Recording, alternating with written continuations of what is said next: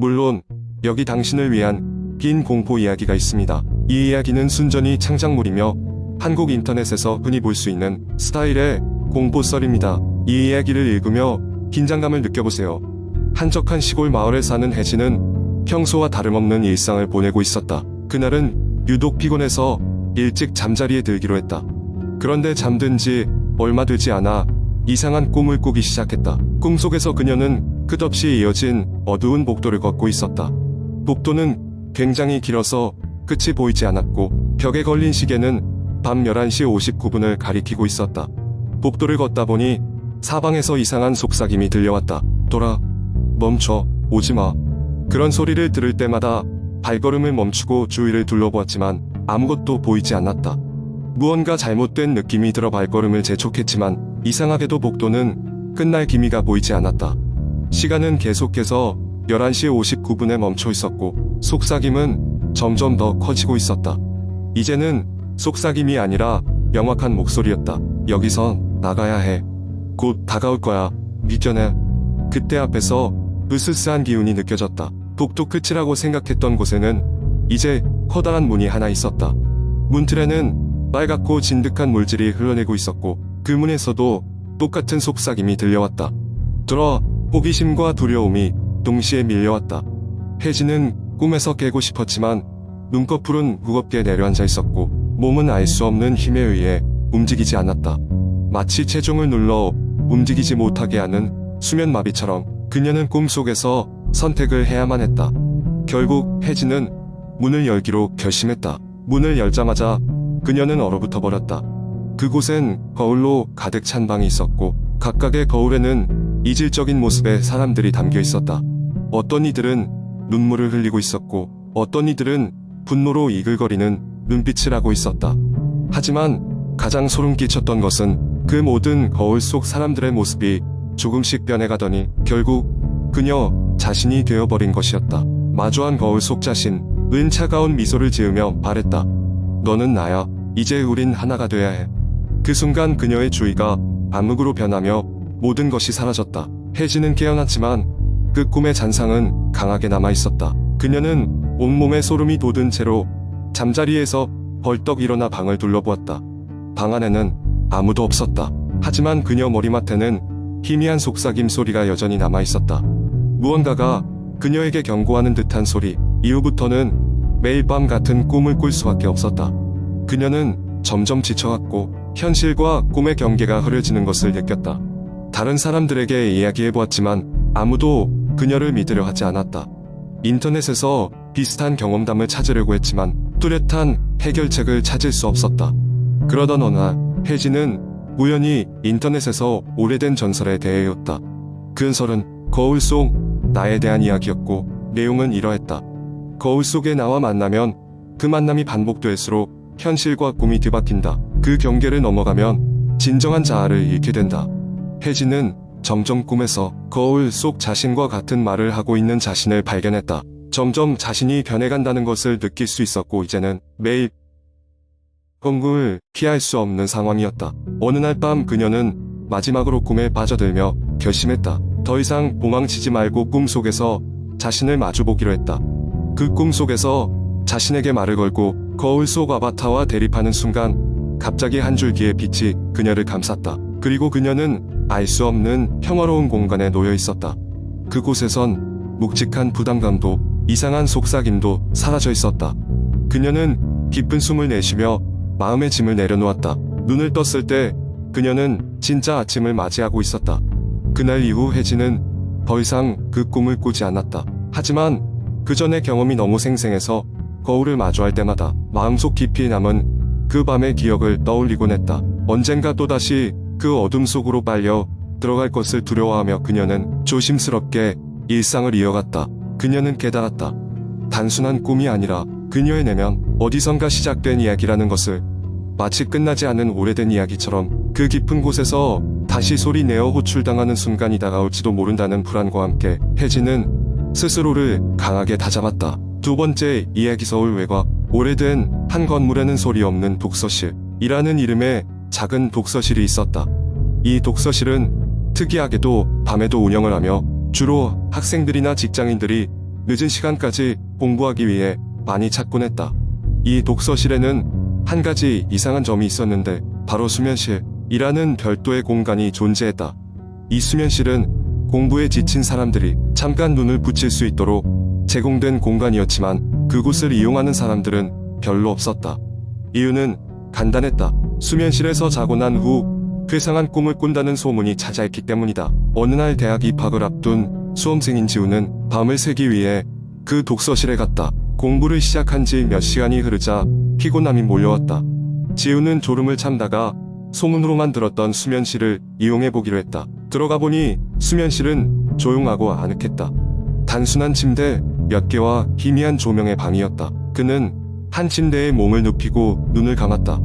잠이 들자마자 지우는 이상한 꿈에 빠져들었다. 꿈속에서 그는 독서실 복도를 걸어가고 있었다.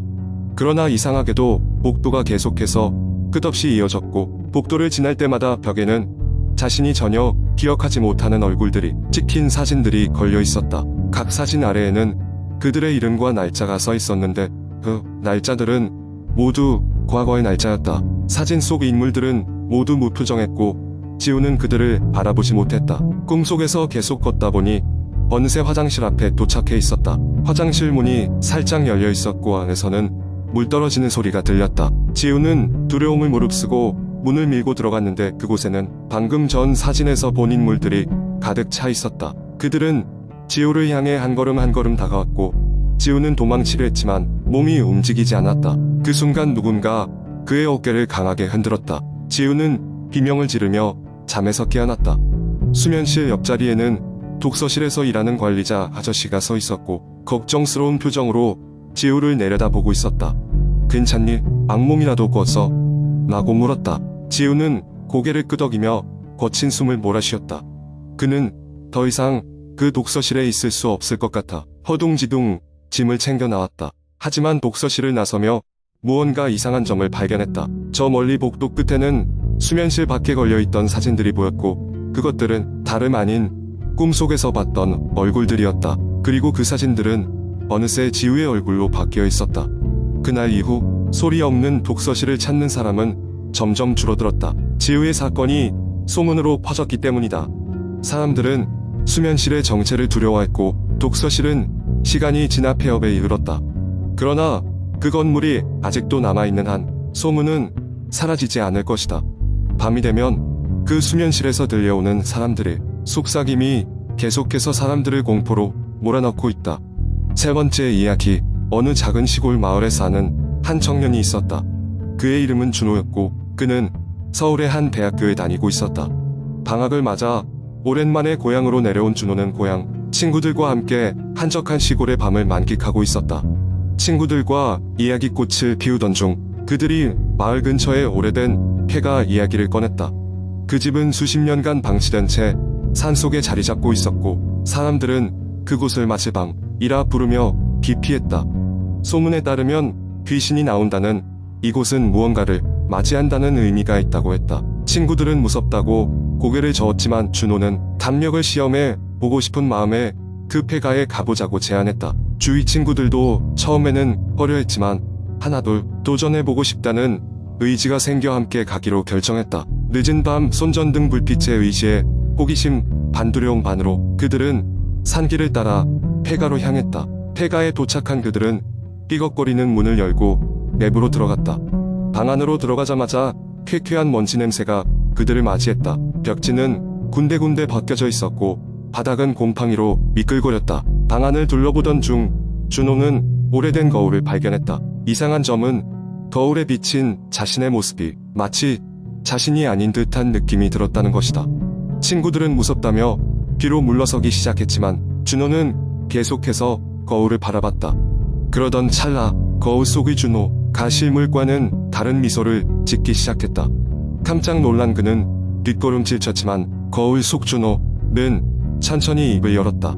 어서 오세요. 마지방에 그 섬뜩한 목소리에 준호의 온몸에 소름이 돋았다. 친구들은 겁에 질려 방을 빠져나가려고 했고 준호도 정신을 차려 그들과 함께 달리기 시작했다. 폐가를 빠져나오는 데까지 몇 분이 채 걸리지 않았지만 그들은 도망치듯 그곳을 빠져나왔다. 집으로 돌아오자마자 준호는 거울 속의 상황이 계속 마음에 걸려 인터넷을 통해 폐가에 대한 정보를 찾기 시작했다. 놀랍게도 몇몇 게시물에서 이 폐가에 대한 비슷한 경험담이 있었다. 여러 사람들은 거울 속에서 특이한 현상을 목격했으며 그중 일부는 자신이 아닌 다른 존재가 거울 속에서 자신을 쳐다보았다고 했다. 더 심각한 이야기는 그중 몇몇이 이후 실종되었다는 것이었다. 일주일이 지난 후 준호는 더 이상 그 사건을 잊을 수 없다는 것을 깨달았다. 어느 날 밤 그는 불안감에 잠을 설치다가 베란다에 놓인 거울을 보게 되었다. 거울 속의 자신은 분명히 멍한 표정을 짓고 있었다. 그것은 마치 그날의 거울 속 모습과 비슷했다. 그 순간 다시 그 성뜩한 목소리가 방 안에 울려 퍼졌다. 어서 오세요, 바즈방에. 준호는 소름이 돋아 거울을 뒤로 하고 눈을 감았다. 두려움을 떨쳐내기 위해 실제인지 꿈인지 분간하려 노력했지만 분명하고 생생한 감각이었다. 친구들에게 도움을 요청할까 고민했지만 그저 악몽일 것이라고 스스로를 달랬다. 그러나 그날 이후로도 그 목소리는 밤마다 늘 그의 머릿속에 맴돌았다. 점점 현실과 비현실의 경계가 흐릿해지자 준호는 잠을 이룰 수 없었다. 병원에도 가보고 싶었지만 모든 것이 자신이 만들어 낸 망상일 뿐이라고 믿고 싶었다. 결국 그는 마지막 결심을 했다. 다시 한번 그 폐가로 가서 이번엔 정확한 답을 찾겠다고. 다음 날 그는 홀로 산 길을 따라 폐가로 갔다. 그리고 다시 그 방으로 들어서서 거울 앞에 섰다. 이번엔 마음의 준비를 하고 온 만큼 침착하게 거울 속 자신의 모습을 바라보았다. 그런데 오른쪽 어깨 너머로 누군가의 얼굴이 비친 것을 보고 준호는 깜짝 놀랐다. 그것은 그였다. 그리고 동시에 그가 아니었다. 준호는 떨리는 손으로 거울을 만져보았다. 그런데 그 순간 거울 속의 존재가 미소를 지으며 말했다. 드디어 오셨군요. 준호는 정신이 아득해지며 눈앞이 캄캄해지는 것을 느꼈다. 그리고 다음 순간 거울 속의 존재가 거울 밖으로 손을 뻗어왔다. 준호는 그것을 피하려 했으나 이미 몸이 굳은 듯 움직일 수 없었다. 그곳은 준호의 몸을 통해 거울 속으로 그를 끌어들였다. 그리고 시간이 흘러도 준호는 그날 이후로 다시는 집으로 돌아오지 않았다. 마을 사람들은 여전히 그 폐가를 두려워하며 준호의 실종 사건은 미제로 남았다. 몇 년 후 그 마을을 방문한 한 여행자가 우연히 그 폐가에 들어섰다. 수십 년 동안 사람의 손길이 닿지 않은 듯한 그곳에서 여행자는 오래된 거울을 발견했다. 그리고 그 속에서 그는 분명히 누군가의 희미한 웃음을 볼 수 있었다.